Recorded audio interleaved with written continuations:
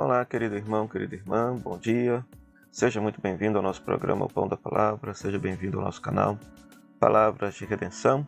Se você está passando aqui pela primeira vez, deixe seu like, faça sua inscrição, deixe seu comentário, ative as notificações, compartilhe com todos aqueles que gostam de meditar a Santa Palavra de Deus.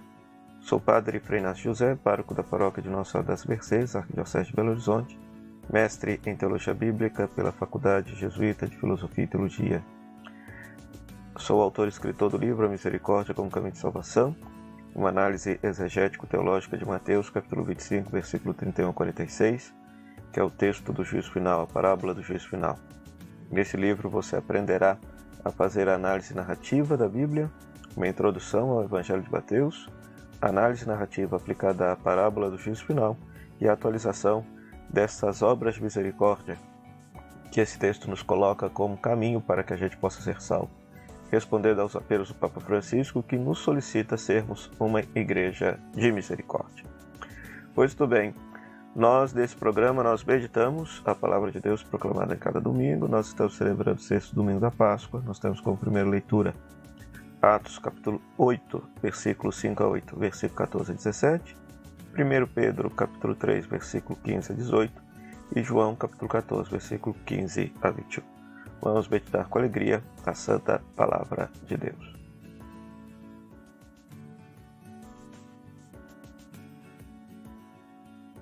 Pois, muito bem. Atos capítulo 8, versículos 5 a 8 e versículo 14 a 17, nós temos justamente a difusão do Evangelho para a terra dos samaritanos, né? A difusão do Evangelho até os samaritanos. E o que chama a atenção aqui nesse texto é justamente que Filipe vai lá, percebe que muitas pessoas estão convertidas a Cristo, inclusive estão batizadas em nome de Jesus. Então Filipe volta e comunica a Pedro e João essa situação dos samaritanos, que por sua vez, Pedro e João descem lá e impõem as mãos sobre eles, e aí eles recebem o dom do Espírito Santo, né? Então é muito interessante que parece que aqui na igreja primitiva, ainda não se tinha essa consciência que pelo batismo se recebia o dom do Espírito Santo, né?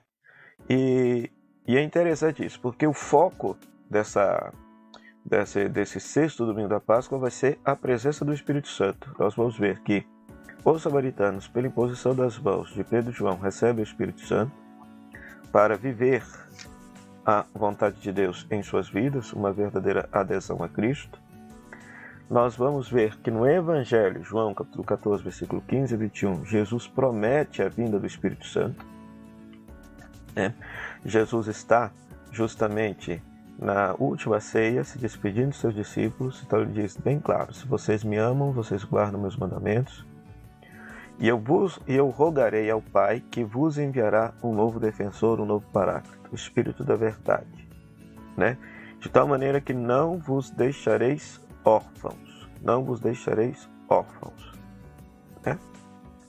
Então o Espírito Santo é enviado por Jesus, segundo o Evangelho de João.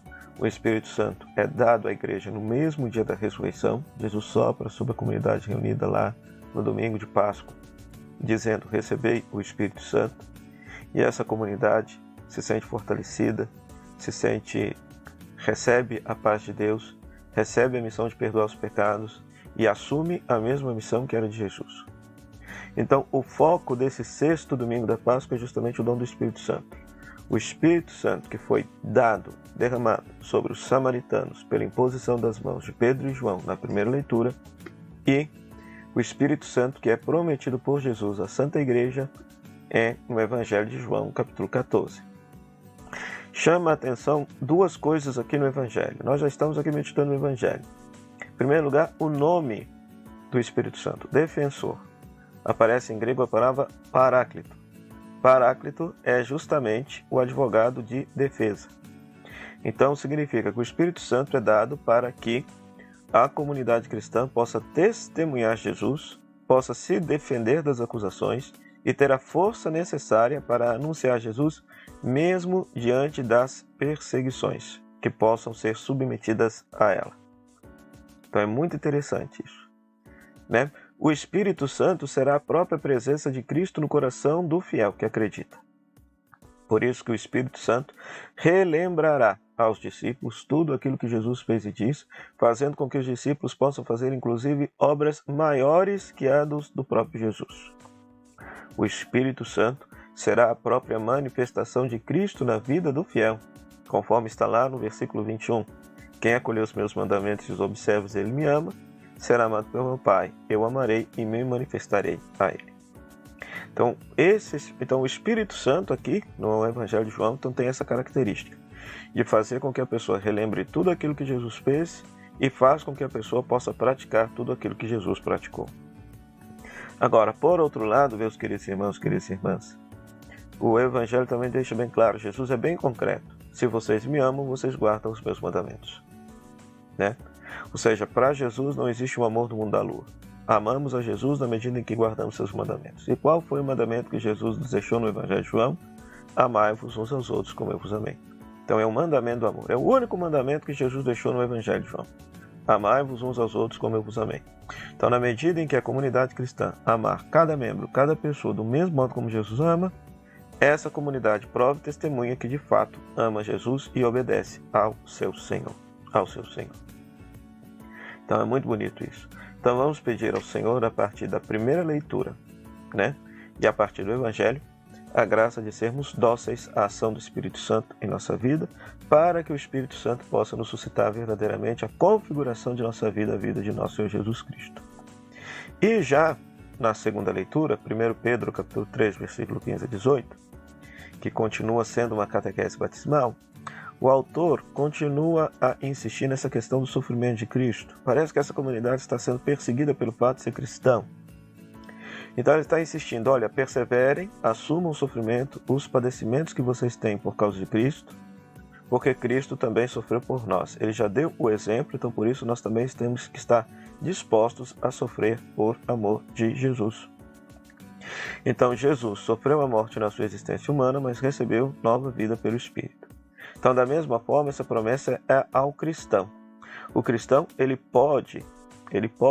deve, inclusive, sofrer a morte na sua existência humana. Ele pode padecer a perseguição por causa de Cristo.